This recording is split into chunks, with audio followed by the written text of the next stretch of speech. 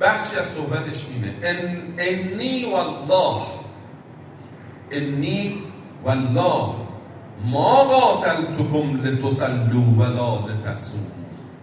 والله من نیومدم بر شما حکومت بکنم، شما رو بکشم برای اینکه نماز و روزه بخونید و نماز بخونید و روزه بگیرید. نه، ولا لتحجوا، نه برای اینکه یاد بدم به شما حج انجام بدید، تشویق کنم شما رو به انجام حج.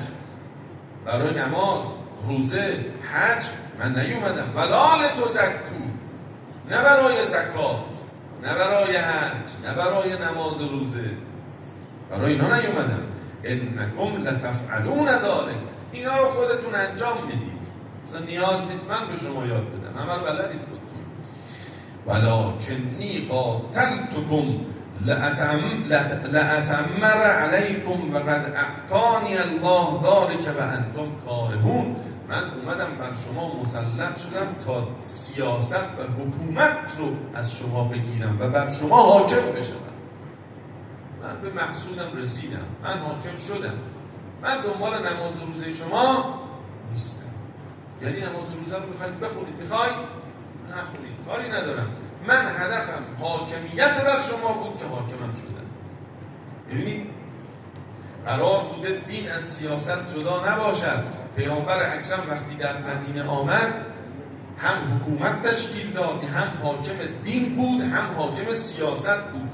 این امویان آمدن سیاست رو از دیانت جدا کردن و متاسفانه این سنت غلط تا امروز ادامه دارد در برخی از کشورهای مسلمان.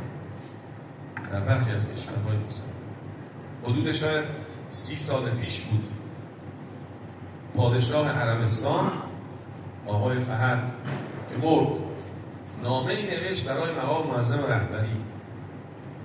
ایشون رو دعوت کرد به حج به عنوان رهبر کشور اسلامی ایران. ایشون رو دعوت کرد به حج. مقام معظم رهبری در جواب ایشون یه نامه ای نوشتن، چند تا شرط گذاشتن که من با این شروط و شرط ها میایم حج. یکی از شرط ها این بود که من میام حج، خطبه نماز جمعه داخل شهر مکه رو من بخونم به عنوان به عنوان حاکم اسلامی دیگه. این حق داره رهبر یک کشور بزرگ مسلمان ایران یه خطبه نماز جمعه تو شهر باب نوشت. ببخشید متاسفانه بحث نماز و روزه و خطبه و نماز جمعه و اینها